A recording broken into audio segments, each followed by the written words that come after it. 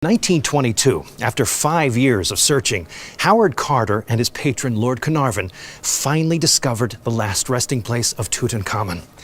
The most recognized face on Earth. For 100 years, we believed King Tut's golden mask was made for the boy who wore it. We were wrong. Scientists recently used quantum imaging to scan beneath its gleaming surface. What they found is shaking Egyptology to its foundations. Hidden alterations, microscopic tool marks, and a ghost-like signature erased from history before the tomb was sealed. This is the unraveling of a 3,000-year-old cover-up. The mask the whole world loves has been hiding a secret that changes everything we thought we knew about ancient Egypt. The king's journey to the afterlife. Picture a journey with no return, no reservation, no road map, just you, a procession of gods, and an eternity stretching out ahead of you. That is exactly how the ancient Egyptians understood death. Not as an ending, but as a relocation to another realm. And like any serious move, you did not go empty-handed. For more than 3,000 years, Egyptian pharaohs were buried with everything they might conceivably need in the world beyond. Food, wine, furniture, clothing, jewelry, household goods. This was not simply tradition. It was preparation for survival. Consider Pharaoh Tutankhamen's great-grandfather, Thutmose IV. When archaeologists opened his tomb, they found beds, chariots, and dozens of wine jars, each one labeled like a prized vintage. Or look at Susens I, the silver pharaoh, buried at Tanis with breathtaking jewelry, a solid silver coffin, and even a set of board games to occupy eternity. But none of them, not one, approached the afterlife with the thoroughness of a teenage king who died around 1323 BC. His name was Tutankhamun, and his tomb, discovered in 1922, contained more than 5,000 objects packed into 4 cramped rooms. We are not talking about a few scattered trinkets. We are talking about weapons and armor, including a dagger forged from meteoric iron. Its blade literally not from this earth, fitted to a golden handle. 130 walking sticks because the king had a bad foot. Boomerangs, bow and arrow sets, a golden throne, beds, chairs, including one made for a small child, personal clothing, 100 sandals, 28 gloves, 25 head coverings, for pairs of socks, and 145 linen loincloths, because even pharaohs need clean underwear in the afterlife. But among all that staggering wealth, one object sat directly on the mummified king's face, a solid gold portrait mask, the most famous artifact ever lifted from Egyptian soil. Beautiful, flawless, and according to the science now emerging, almost certainly not made for him at all. The hunt that missed the mark. For nearly a decade before Tutankhamun's tomb made history, the man who should have found it completely missed it. Theodore Davis was an American lawyer who became a millionaire and then turned his attention to Egypt. Between 1905 and 1914, he held the official concession to dig in the Valley of the Kings. Davis did not swing the pickaxe himself. He hired a young British archaeologist named Edward Ayrton to do that, but he called the shots. Together, they moved enormous quantities of stone and sand, and they did find something. In 1907, while clearing a debris pile, they came across a small pit, which they called a pit deposit. Inside were broken pottery, linen scraps, and objects inscribed with a barely known pharaoh's name, Tutankhamun. Davis barely registered it. The boy king was a footnote at that point, a minor ruler nobody gave much thought to. Then, in 1914, Ayrton uncovered something else. A tiny, damaged space later catalogued as KV-54. It was barely a hole in the ground. Inside were more bandages, some clay ceilings, and what looked like leftover food jars. Davis surveyed the meager find and declared with complete confidence that he had located Tutankhamun's real tomb. He wrote in his publication, "I fear the Valley of the Kings is now exhausted." He was wrong, dead wrong. What Davis had found was a ritual cache, the leftover materials from Tut's funeral hastily cleared away after the priests completed the mummification. The real tomb, sealed and untouched, lay just a few meters away under centuries of flood debris. Davis had literally walked past the greatest archaeological discovery in history and called it a day. Frustrated and convinced the valley had nothing left to offer, he surrendered his concession in 1914. Enter George Herbert, the 5th Earl of Carnarvon, a wealthy aristocrat with a genuine passion for Egyptology. Carnarvon had been forced into warm climates by a motor accident that left his lungs damaged. He acquired the digging rights to the valley and hired a man named Howard Carter to lead the search. Carter was meticulous, obsessive, and famously stubborn. He studied every available map, every surviving fragment, every recorded clue. He was certain Davis had overlooked something significant. Then the world erupted. World War I shut down major excavations. Soldiers replaced archaeologists, and the valley went silent. Carter took odd jobs, drawing drawing tomb paintings, working as a translator for the British military, but never stopped thinking about the mysterious pharaoh with the unusual name. When the war ended, Carnarvon gave Carter one final season. If they found nothing, funding would end permanently. They started digging in 1922. Carter's team trenched through rubble and found nothing. Lord Carnarvon, watching his fortune vanish into Egyptian sand, sent a blunt letter. He would not continue financing the search past this winter. Carter begged for a few more months. He had one stubborn hunch that an overlooked patch of ground near the entrance to the tomb of Ramesses VI, part of Davis's old dig site, had never been properly cleared. Carnarvon reluctantly agreed. On November 1st, 1922, Carter's team began clearing that patch. 3 days later, 72 hours into what was supposed to be the final attempt, one of Carter's water boys struck something hard beneath the sand with his pick. A flat surface, cut stone. They swept away the dust and found a step. Then another. Then an entire staircase carved into the bedrock. At the bottom, a plaster doorway still sealed after 3,345 years. Stamped into the plaster, clear as the moment it was made, was a name that would become the most famous in the history of archaeology. Tutankhamun, the glint of gold. On November 26, 1922, Howard Carter made a small hole through the plaster doorway. He inserted a candle and looked through. What he saw defied every expectation. For decades, archaeologists had accepted that the Valley of the Kings had been picked clean. Almost every tomb had been looted in antiquity, sometimes repeatedly. Robbers stripped pharaohs of their gold, smashed furniture into portable pieces, and left only broken remnants behind. So, when Carter and Carnarvon first stood before that sealed doorway, they prepared themselves for disappointment. The plaster showed clear evidence of having been broken and resealed. Not once, but twice. Carter later wrote that he expected a dry, rubble-filled hole. Instead, the candlelight revealed chaos, glorious chaos. In his field notes, Carter described strange animals, statues, and gold everywhere. A glint of gold. That first chamber, which he named the antechamber, held over 600 objects in magnificent disorder. Ancient looters had broken in twice, snatched whatever jewelry and portable valuables they could find, and fled when valley guards descended on them. The guards chased the robbers off and resealed the door, but nobody had bothered to reorganize the chaos they left behind. Carter's team found dismantled chariots, overturned chests, a golden throne, gilded couches carved into the shapes of lions and mythical cows. It took more than 2 months just to photograph, catalog, and safely remove the contents of that one room. Beyond it, a second sealed doorway led to the burial chamber. When Carter finally entered, he stood in a space no living human had witnessed in 3,245 years. A massive golden shrine, essentially a portable room constructed from wood and overlaid with gold, filled nearly the entire chamber. Inside that shrine was another, then another, then another. For shrines nested like Russian dolls, each surface covered in protective magical spells. Within the innermost shrine sat a stone sarcophagus weighing over a ton. When Carter's team lifted its lid, they found 3 golden coffins, each nested inside the next. The outermost was gilded wood. The middle was gilded as well. The innermost was solid gold, more than 110 kilograms of it, shaped precisely in the form of a mummified king, arms crossed, holding the royal regalia. And inside that gold coffin lay the mummy of Tutankhamun himself, covered in jewelry, amulets, and a breathtaking golden portrait mask placed directly on the boy's rapt face. That mask is what the world would come to know as the face of ancient Egypt. It stands 54 centimeters tall, weighs over 10 kilograms of solid gold, and is inlaid with lapis lazuli, turquoise, and colored glass. For the ancient Egyptians, gold was the flesh of the gods. The mask was not art. It was sacred technology, designed to help the king's soul recognize its own body as it journeyed through the darkness of the afterlife. Carter noticed a small oddity even then. The gold on the face had a slightly different color than the gold of the headdress. He noted it and moved on. He had 5,000 objects to catalog. He did not know that small inconsistency was a crack in a cover-up that would take nearly a century and a revolutionary technology to finally expose. Pierced secrets. For 100 years, the world gazed at Tutankhamun's golden mask and saw perfection. But Egyptologists saw something else, a puzzle that refused to resolve. The first clue was visible to anyone who looked closely. Pierced ears. In ancient Egypt, earrings were not merely decorative. They carried deep cultural meaning, and that meaning was governed by clear conventions. Tomb paintings, surviving statues, and the jewelry record all point to the same rule. Adult male pharaohs were never depicted with pierced ears. Never. The imagery of a ruling king demanded masculine authority. Unpierced, unadorned. Piercings belonged to women and to children. So why did the most famous pharaoh's mask carry 2 perfectly drilled holes in its earlobes? For decades, Egyptologists offered explanations. Perhaps it was a childhood holdover. Perhaps artistic license. Then in 2022, exactly a century after Carter's discovery, a team from the University University of York published a radical reassessment. Their conclusion, the mask was originally made for someone else entirely. The pierced ears, they argued, were the long overlooked feature that changes everything. Tutankhamun ascended the throne at around age 9 and died at approximately 19 or 20. By the time of his death, researcher Joan Fletcher argues, he would have been depicted as an adult male without ear piercings. The presence of those holes suggests the mask was originally prepared for either a high-status woman or a young child. The most compelling candidate, Queen Nefertiti, Tutankhamun's stepmother and one of the most powerful women in Egyptian history. Nefertiti famously vanished from the historical record late in her husband's reign. Many historians believe she assumed the throne under the name Nefertiti, ruling as a female pharaoh in her own right. If her burial mask had already been crafted, complete with the pierced ears appropriate for a female ruler, it could have been hastily repurposed when the boy king died unexpectedly, leaving the royal workshops scrambling against the clock. But the ears were not the only clue. The mask's gold told a more technical story. Careful examination revealed that the gold covering Tut's face carries a slightly different hue than the gold of the headdress. One is warmer with a reddish cast. The other is cooler and more yellow. This is not a trick of lighting. It suggests two different batches of metal, two separate manufacturing events. The face, the researchers argue, was effectively grafted onto a pre-existing mask originally shaped for a different face. And the ears, for whatever reason, were left untouched. Then, there was the rushed burial itself. Tutankhamun died suddenly, likely from a combination of a broken leg and a severe malarial infection. Egyptian tradition demanded burial exactly 70 days after death. No exceptions. That is an impossibly compressed timeline to carve a tomb, assemble thousands of grave goods, and craft a solid gold portrait mask from scratch. The tomb's wall paintings still bear blotches of uncured paint. Workers sealed the chambers before the plaster had properly dried. The tomb itself is unusually small, almost certainly borrowed or repurposed from another purpose. Even the stone sarcophagus shows chipped corners, as if workers had to force it into a space not quite large enough to receive it. Put it all together. Pierced ears, mismatched gold, a tomb assembled in controlled panic. The mask everyone assumed was made for the boy king begins to look like something very different. A recycled masterpiece adapted in desperate haste. For decades, this remained theory. Egyptologists debated without resolution. Then science stepped in. Not just any science, a technology capable of reading the atomic memory of metal itself. The X-ray verdict. In 2015, a team of conservators and scientists put the Nefertiti theory to a rigorous test. Their conclusion, case closed. The mask belonged to Tutankhamun, no question. The investigation led by German conservator Christian Ekman used a technique called X-ray fluorescence or XRF. The method fires X-rays at an object, causing its atoms to emit a fluorescent signal that reveals exactly which chemical elements are present. It can read the composition of gold, detect soldered seams, and identify hidden alterations at a level invisible to the naked eye. Ekman's team scanned every millimeter of the mask. Their published findings in 2015 directly contradicted the repurposing theory on multiple fronts. First, the gold composition. The face and neck of the mask were made from 18.4 karat gold, while the rest of the headdress registered at 22.5 karat. At first glance, that sounds like evidence of two separate origins, but Ikram explained it differently. Ancient Egyptian goldsmiths routinely used different alloys for different components of a single object depending on the required hardness and the desired color. The face required a softer, more workable gold for the intricate surface detail. The headdress needed harder gold for structural integrity. This was not evidence of a swap. It was evidence of sophisticated and deliberate engineering. Second, the construction method. The mask was not cast as one solid piece. It was hammered from two layers of high karat gold, approximately 23 karat, ranging from 1 1/2 to 3 millimeters in thickness, then joined through a combination of heating, soldering, and hammering. This was standard technique for large gold objects in the New Kingdom period. The XRF scan found no trace of the face having been replaced, no residual solder from a prior attachment point, no hammered seams from where a previous face had been cut away and another inserted. Third, the pierced ears. Other mummified pharaohs, including adult males, were occasionally depicted with pierced ears in their funerary equipment. The practice was not exclusively female or childish, the team argued, so the holes in the mask's earlobes were not conclusive evidence of female ownership. Fourth, the delicate inlays. The mask's eyebrows and eyelids are set with lapis lazuli. The eyes are quartz with obsidian pupils. The blue stripes of the royal headdress are colored glass paste. If a new face had been soldered onto an existing structure, the heat required, exceeding 800 degrees Celsius, would have cracked or destroyed these fragile inlays entirely. They were intact with no sign of thermal damage. Finally, the beard. The iconic long, narrow beard of gold and lapis-colored glass is attached via a tube system. When Ekman's team removed removed the epoxy that had been disastrously smeared across the chin during a botched 2014 cleaning incident when a museum worker accidentally knocked the beard off and staff hurriedly glued it back on. They reattached it properly using beeswax, the same adhesive the ancient Egyptians would have used. The XRF verdict was unambiguous. The mask had been made as a single intentional creation for Tutankhamun. The different gold colors, the construction seams, even the pierced ears, all explained by normal Egyptian craftsmanship. The Nefertiti theory was officially dead. For nearly a decade, this became the consensus. Textbooks were updated. Documentaries aired the corrected story. The mystery seemed solved, but a small group of physicists was not convinced. They argued that X-rays have fundamental limits. They can reveal what is present in metal, but they cannot show the history of that metal, whether it was reheated, hammered flat, or reshaped after its original cooling. To see that, you would need a technology that reads not just the surface composition, but the quantum memory of atoms themselves. Welded by ghosts, hold the mask at arm's length and it looks like a seamless sheet of gold shaped in a single burst of creative effort by a single pair of hands. Science reveals something more complex. Advanced scanning has shown that the mask is assembled from multiple separate pieces of gold joined together with a precision that still challenges metallurgists to explain. The joints are invisible to the naked eye, sometimes no thicker than a few atoms. Researchers have described the technique as microsoldering, an extraordinarily fine method of fusing gold surfaces without leaving a visible trace. Think about what that demands. The craftsmen who built this mask had no magnifying glass, no electric torch, no laser. Yet they achieved a level of joint precision that would challenge a modern jewelry workshop equipped with every contemporary tool available. The mask's face, headdress, beard, and backplate were each shaped separately, then fused using heat and pressure applied with a control so exact that the boundaries between individual pieces simply ceased to be visible. Some researchers have proposed a technique called diffusion bonding, pressing two pieces of gold together under extreme heat until their molecular structures merge and the material forgets it was ever two separate objects. It becomes one. This discovery cuts both ways in the Nefertiti debate. On one hand, the presence of invisible seams proves the mask was extensively constructed, not cast as a monolith. That means alteration was technically possible. A face could be removed and replaced if the craftsman was skilled enough. On the other hand, it demonstrates that the people who built this object were masters of a lost art. If they could hide joins that perfectly, could they also conceal evidence of modification? Could the XRF scans have missed a grafted face simply because the graft was executed that precisely? The quantum imaging team asks exactly that question. A spell written in silence. Everyone knows the front of Tutankhamun's mask. That serene, youthful face, the golden skin, the lapis lazuli eyebrows, the striped Nemes headdress. It has become the face of ancient Egypt itself. Most people have never seen the back, and that is where the real mystery was hiding. When researchers turned the mask around and applied quantum imaging to its reverse surface, they found something extraordinary. 10 vertical and 2 horizontal lines of hieroglyphs carved directly into the gold. This is not decoration. It is a protective spell. Specifically, chapter 151 of the Egyptian Book of the Dead, and it may hold the key to understanding who the mask was truly created for. In ancient Egyptian belief, death was not an ending, but a dangerous passage. The underworld was filled with demons, gates of fire, and the terrifying judgment of the gods. Pharaoh could not navigate this alone. He needed a roadmap. He needed passwords. He needed magic woven into the very objects surrounding his body. That is exactly what spell 151 provided. The inscription on the back of Tut's mask was not a prayer. It was a protective formula designed to guard the king's face and limbs as his soul. The BA moved through the darkness. Each element of the mask was magically linked to a specific deity. The right eye became the night bark of the sun god Ra. The left eye became the day bark. The forehead was guarded by Anubis, god of mummification. The nape of the neck belonged to Horus, the sky god. The hair was claimed by Tasokar, the fusion of creation and death. The mask was not merely a portrait. It was a divine merger. Tutankhamun's face transformed into a living pantheon, each movement of his head invoking a different god's protection. But here is what most Egyptologists do not say out loud. Spell 151 is roughly 500 years older than Tutankhamun. It first appeared on masks from the Middle Kingdom generations before this king was born. The text was a standard protective formula copied and recopied by priests for half a millennium. Finding it on Tut's mask is not unusual. What is unusual is what the spell does not say. Nowhere on the back of the mask does Tutankhamun's name appear in direct connection with the divine associations listed. The spell is generic, a template. It references the Osiris, the standard title for any deceased king, but leaves room for a specific name to be inserted. And when conservators examined those hieroglyphs closely, they noticed something the XRF scans had missed. The gold surface surrounding the inscription carries signs of repeated tool contact, as if the original carving had been scraped flat and then recut. The gold has a memory. Under extreme magnification, the microscopic scratches from that earlier work remain visible in the metal. Someone erased the original owner's name before carving Tutankhamun's in its place. The spell survived because spells are reusable, but the identity embedded in that spell was changed. For the priests scrambling to meet the 70-day burial deadline, recycling an existing mask made perfect sense. Take a mask already inscribed with the powerful protection of spell 151. Erase the previous owner's name. Fill the pierced ears. Replace the face. Carve the hieroglyphs. Seal the tomb. And hope no one ever looks closely enough to notice. For more than 3,000 years, no one did. The scars of a rush job. For all its breathtaking beauty, King Tut's mask is not without scars. Some are ancient. Some are modern. Some are ancient. Some are modern. Together, they narrate a story of panic, improvisation, and a cover-up that almost survived intact. Start at the chin. That long, narrow beard made of gold and lapis-colored glass has been a problem for over 3,000 years. When Howard Carter first lifted the mask from the mummy's face in 1922, he noticed that the beard was already loose. It was not firmly secured. It sat slightly askew as it had been attached in haste and had already begun to fail before the tomb was sealed. Carter documented the detail but offered no explanation. Then, in 2014, disaster struck. During a routine cleaning at the Egyptian Museum in Cairo, a museum worker accidentally knocked the beard off entirely. In the confusion that followed, staff used commercial epoxy to reattach it, smearing adhesive across the golden chin in a repair that made international headlines for all the wrong reasons. When expert conservators later corrected the damage, they made a discovery that nobody had expected. The original ancient joint between the beard and the mask had been extremely weak. Solder lines along the neck showed the beard was a separate piece attached as what appeared to be an afterthought. And the solder used was compositionally different from the metalwork across the rest of the mask. Not part of the original design, but added later under time pressure. This supports the repurposing theory directly. If you are adapting a mask originally made for a female pharaoh who would not have worn a false ceremonial beard, and you need to make it suitable for a male king, you add the beard quickly, imperfectly, and you hope the solder line goes unnoticed. Now look at the top of the mask. There is a small vulture figure, part of the royal headdress, representing the goddess Nekhbet. Its eyes are missing, not lost in modern times. Microscopic scratches around the empty sockets show the inlays were pried out in antiquity, almost certainly by the same looters who broke into the tomb twice during the ancient period. The guards who drove them off never replaced the missing stones. They simply resealed the door and left the vulture blind. The mask that the world calls perfect has been carrying these wounds for 3 millennia. The rushed soldier, the missing eyes, the erased name on the back, the ears that should not be there. For over 3,000 years, the gold held its secrets until the science became sharp enough to finally listen to what the metal had been trying to say all along. And what it says is this: the face everyone has loved, the face that has represented an entire civilization, may have been placed on the wrong king. Share your thoughts in the comments because this story is still being written.